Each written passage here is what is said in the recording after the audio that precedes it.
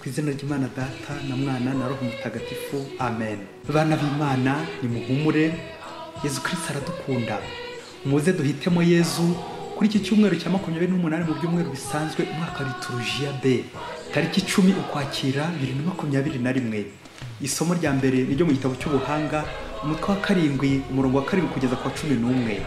Nasabye ubushishozi ndabuhabwa, ndambaza maze umwuka w'ubuhanga unzamo.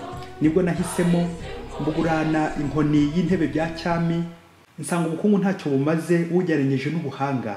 Siniruhije mbugereranya n'ibuye ry'agaciro, kuko zahabu y'isi yose ari nk'umusenyi ungana urwara, naho feza ikaba nk'icyondo uyigereranyije nabwo. Nabukunze kuruta ubuzima n'ubwiza bw'umubiri, kandi nabuhisemo bundutira urumuri, kuko icyazeze icyago kitagabanuka. Ariko kubana nabwo byanze n'ibyiza byose icyarimwe, bwari bucigatiye mu biganza ubukungu butagira ingano. Iryo ni ijambo ry'Imana. Zaburi ni ya 90. Nyagasani tugwirize neza yawe kugira ngo duhimbarwe. Utwumvishe ko iminsi yacu ibaze, bityo tuzagira umutima ushishoza. Uhoraho tugarukire, uzaturakarira na ryari. Babarira abagaragu bawe, utugwirize neza yawe kuva mu gitondo, kugira ngo duhimbarwe iminsi yose y'ubugingo bwacu. Udushimisha iminsi ingana niyo waduhannyemo, n'imyaka ingana niyo twabayemo. Ibikorwa byawe nibigaragarira abagaragu bawe, n'ubuhangare bwawe bwereke abana babo. Nyagasani Mana yacu, utugaragaze ubugwaneza bwawe, ukomeze imirimo y'amaboko yacu, kandi uyihe kugira akamaro karambye. Nyagasani utugwirize neza yawe kugira ngo duhimbarwe. Isomo rya kabiri niryo Pawulo yandikiye Abahebureyi, umutwe wa 4 umurongo wa 12 kugeza kwa 13. Bavandimwe, koko ijambo ry'Imana ni rinyabuzima, ni rinyabushobozi, kandi riratyaye kurusha inkota y'amugi abiri. Riracengera kugeza aho umutima n'ubwenge bitandukanira, hagati y'ingingo n'imisokoro, bigasobanura ibyifuzo n'ibitekerezo byishe muri muntu. Nta kiremwa na kimwe kiribera intaboneka, ahubwo byose biratamuruye kandi biratangaje mu maso yo tuzagomba kumurikira ibyacu. Iryo ni ijambo ry'Imana. Nyagasani Yesu nabane namwe.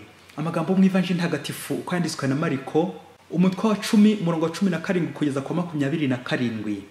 Muri icyo gihe Yezu agihaguruka, umuntu aza yiruka amupfukama imbere, aramubwira ati, mwigisha mwiza, nkora iki kugira ngo nzabone ubugingo bw'iteka aho umurage? Yezu aramubwira ati, kuki unyita mwiza? Nta mwiza ubaho keretse Imana yonyine. Uzi amategeko: ntuzice, ntuzasambane, ntuzibe, ntuzahanye ibinyoma, ntuzagirira abandi nabi, urajye wubaha so na nyoko. Uwo muntu aramusubiza ati, mwigisha, ibyo byose narabikurikije kuva mu buto bwanjye. Yezu aramwitegereza yumva amukunze, aramubwira ati, uzi ikintu kimwe gusa, genda ugurisha ibyo utunze uriha abakene, uzagira ubukire mu ijuru, hanyuma uzunkurikire. Uwo ariko abyumvise arasuherwa, agenda ababaye kuko yari atunze ibintu byinshi. Nuko Yezu araranganya amaso, abwira abigishwa be ati, mbega ukuntu kuzinjira mu ngoma y'Imana biruhije ku bakungu. Abigishwa batangazwa n'ayo magambo. Yezu ariko abibasubiriramo ati, bana banjye, mbega ukuntu biruje kwinjira mu ngoma y'Imana. Byoroheye ingamiya guca mu mwenge w'urushinge, kurusha uko byoroheye umukungu kwinjira mu ngoma y'Imana. Abigishwa barushaho gutangara, barabazanya bati, ubwo se ninde ushobora kurokoka? Yezu arabitegereza maze arababwira ati, ku bantu ntibishoboka, ariko ku Mana birashoboka, kuko nta kinanira Imana. Iyo ni Ivanjili ntagatifu. Kuko nta kinanira Imana. Bana b'Imana, nidukomere kuri Kristo, tumukurikire, tumukurikize, nibwo tuzabaho neza. Umuhanga ati, vivre c'est choisir, choisir c'est renoncer. Kubaho ni uguhitamo, kandi guhitamo ni ukuzinukwa. Amen. Amasomo y'iki cyumweru araryoshye cyane, aho agiye kudusaba gutaba bakirumira habiri, uducancama, uducurama, indyarya, ahubwo gufata icyemezo cyo guhitamo neza, tugahitamo igikwiye. Amahitamo akaba rero ibintu birenze kimwe, bagutereka imbere, nuko n'ubushishozi ukaba wahitamo igikwiye. Rero guhitamo ntibetana n'umugenzo wo kwigomwa, le renoncement. Ubwo uyu munsi turaza kwibaza ibibazo bibiri: nakwigomwa iki ngo nkire? Nakwigomwa iki ngo nkize abandi? Bityo ibisubizo byose turaza kubona biraba iby'umukiro utuganisha ku ngoma y'ijuru. Kujya mu ijuru no kugezayo abandi, aho niho dukurikira Kristo. Ingingo remezo yacu iragira iti, ubuze ikintu kimwe gusa, mbuze ikintu kimwe gusa. Ni iki koko mbuze cyambuze ijuru? Ubuze ikintu kimwe gusa. Ibaze nanjye nibaze. Ni uko ugerageza gukora neza, uko ngerageza kwitwara neza, ngakurikiza amategeko ndetse yose, ariko Yezu we yandeba akazunguza umutwe ati ubuze ikintu kimwe gusa. Mbuze iki? Ubuze iki? Hafi aha muri Afurika, umunsi umwe abanyeshuri baje kwiyandikisha kwiga mu buvuzi, la medecine, ngo kugira ngo bazabe abaganga, abadogiteri. Nuko mwarimu arababwira ati mbere yo kwiyandikisha murabanza mukora akazamini gato, umuntu ndagurire inshinga ebyiri, avoir et être, kugira no kuba. Kuri mwe murumva ari inshinga ikaze muri zo cyangwa iza mbere y'indi? Ese yaba mfite ubwenge cyangwa ndi umuhanga? Mfite ubwenge cyangwa ndi umunyabwenge? Rero muri mwe abifuza kuba abadogiteri ni bande? Abifuza kugira dogutora ni bande? Kugira dogutora ni ukwigura ukaba kwikoza mu ishuri nk'igihe gito cyane, iminsi mike, bityo ukazana uruboho rw'amafaranga muri systeme mpanguye, ubundi ugahita utahana dogutora yawe ukeye. Naho kuba etre, kuba dogiteri, biragusaba gukora cyane, kwicaza akabuno hasi, imyenda ikazamwe ibitobore, ugahangayika mpaka urangije kwiga nk'imyaka 6 yose wicaye uri hamwe. Nuko abari abacuruzi mu bari baje kwiyandikisha bati duhera aho ngaho izo za dogutora, twebwe tuba twifitiye byinshi byo gukora, bityo twigiye no mu zindi business. Nuko abacuruzi batanga ku mafaranga za service nyine zihuse cyane, babona za dogutora barazitwara. Cyakora habonekamo bamwe biyemeza kwiga imyaka 6 yose mpaka bazaba abadogiteri, yambuto mugisha nyine rero ku giti cy'umuruho. Yewe nyuma y'igihe gito abari baraguze dogutora bahise babafunga, kuko nyine bageze kwa muganga kuri terrain batangira kuvura nabi, abarwayi bamwe batangira gupfa, bashira muri prison b'abacuruzi bazuguze dogutora. Naho biyemeje ko abaganga by'ukuri barize koko baricara, ubu akazi ni kose ni abadogiteri bavura neza.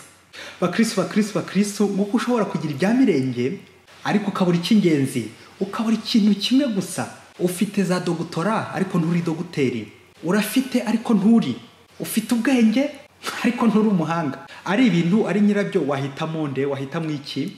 Ari Yezu ugaba ibintu, ari undi wakwihera ibintu, wahitamo nde? Ibaze nanjye nibaze. Isomo rya mbere ry'iki cyumweru twakiriye ryo mu gitabo cy'ubuhanga biraturatira ibyiza byo guhitamo ubuhanga, yanshinga yo kuba umuhanga. Ubwo bagize bati nahisemo ubuhanga bugurana inkoni y'intebe bya cyami, nsanga ubukungu ntacyo bumaze ubugeranyije n'ubuhanga. Amen. Ubuhanga babyeyi, ubuhanga bavuga bushushanya Yezu Kristo, jambo w'Imana wigize umuntu. Niwe buhanga nyakuri bw'Imana. La sagesse de Dieu, c'est Jésus-Christ. Ngiro nonsoma kwa kwigomwa, kuzinukwa, ukazinukwa ibintu by'agaciro imbere ya Yesu, ukazinukwa ibyaguheshaga agaciro byose imbere ya Yezu umuhanga nyakuri, Yezu uruta byose, Yezu uruta bose. Ukazinukwa amafaranga, ukazinukwa icyubahiro, ishema n'ikuzo, kubera nde? Yezu Kristo. Uwahisemo Yezu arahirwa by'ukuri, nkuko n'umuririmbyi wa Zaburi yabigarutseho ati Nyagasani tubwirize neza yawe kugira ngo duhimbarwe. Amen. Duhimbarwe. Iyo twahisemo Nyagasani turahimbarwa. Naho mu isomo rya kabiri ryo mu Bibiri yandikiwe Abahebureyi baragaruka kuri Yezu Kristo, bwa buhanga bw'Imana, jambo wigize umuntu, jambo w'Imana, verbe de Dieu. Verbe de Dieu c'est Jésus. Ubwo bagize bati koko ijambo ry'Imana ni irinyabuzima, ni irinyabushobozi, kandi riracyaye kurusha inkota y'amugi abiri. Amen. Ijambo ry'Imana riracyaye, l'épée, l'évangile, inkuru nziza Yezu Kristo, iromora, irakiza. Ibi gatwumvisha ko iyo wahisemo Yezu uba wakize pe, kuko Yezu iyo umufite ni nawe uguha bwa bukungu, ni ufite byose, ni uguha bya bintu, kandi ubukungu Yezu atanga ni ubukungu buramba buhoraho iteka, ijuru. Rero bavandimwe, hari ubwo tugwa mu bishuko tugashaka kwizirika ku bukungu bwa hano ku isi, bwa bundi butamara kabiri butaramba. Mbese nk'uyu musore w'umukungu twumvise mu ivanjiri, bishoboka ko yaratunze ibintu bya hano ku isi byinshi, kwigomwa byaramunaniye. Natwe rero bakristo ntitumutere ibuye pe, natwe byatubaho, kuko akenshi mu buzima bwacu usanga dutsimbaraye ku bintu kurusha abantu, ibintu bikadutwara umutima tukabura Imana. Muri ivanjiri nziza idukebura, uyu mugenzi wo kwigomwa ni nawe wagoye uyu musore w'umukungu wifuzaga kubona ubugingo bw'iteka. Ntabwo ushobora kujya mu ijuru ugitsimbaraye ku bintu bya hano ku isi. Iki kibazo abajije Yezu twese kiratureba, kuko ntawe utifuza kujya mu ijuru. nubwo byatugora kurigeramo ariko n'ukuri turabyifuza. Yezu wumve ko twifuza kujya mu ijuru nubwo by'iyi si bishobora gutuboha. Yezu tube hafi. Umusore yagize ati mwigisha ngomba gukora iki cyiza kugira ngo ngire ubugingo bw'iteka.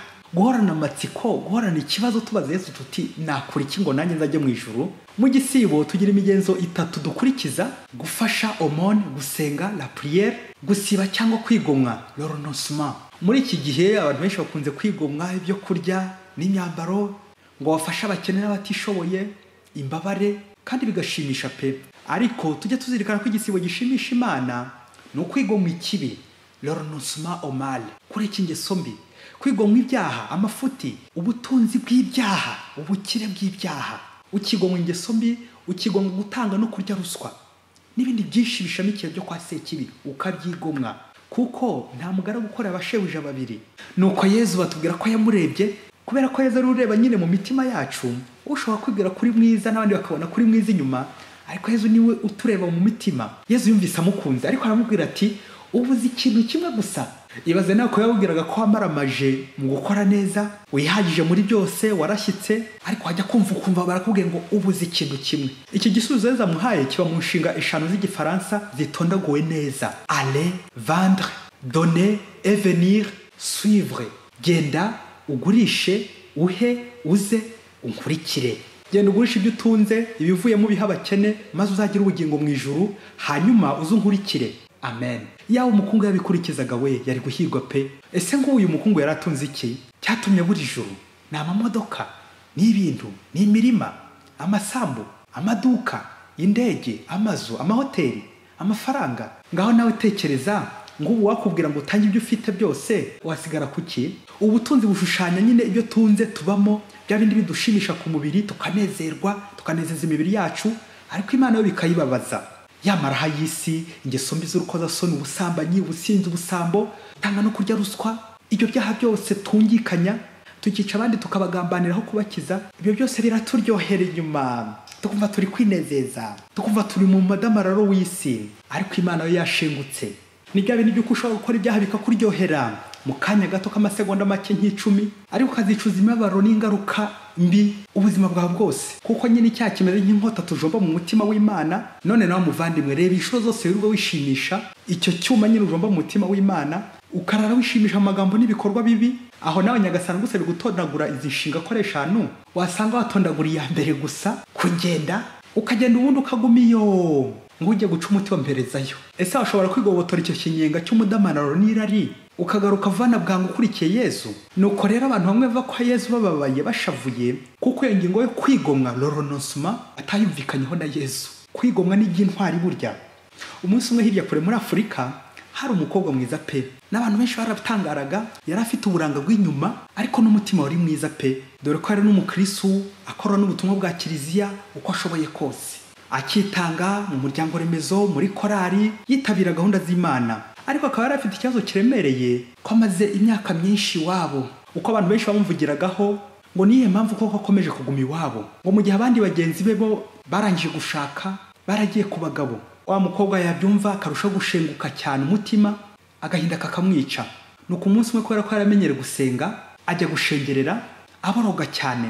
Nuko ageze imbere ya Yezu aramubaza ati, Yezu ndazira iki? Akandi naryo zina yari yarihaye baziranyeho na Yezu, ndazira iki?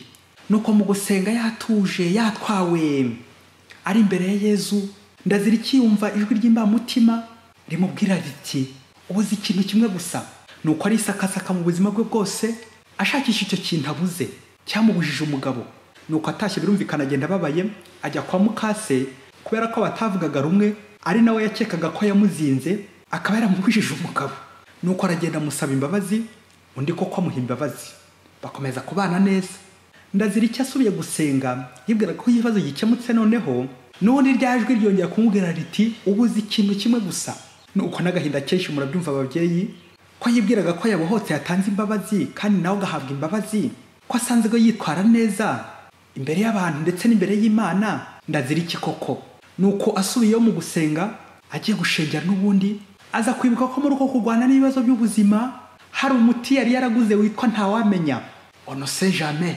Kuko nyine yumvaga muri ibyo bihe by'akababaro afite irari rirenze, nuko akajya afata uwo muti ngo ntawamenya, igihe cyose agiye ku rugendo akeka ko ashobora guhura n'umusore ngo ntawamenya.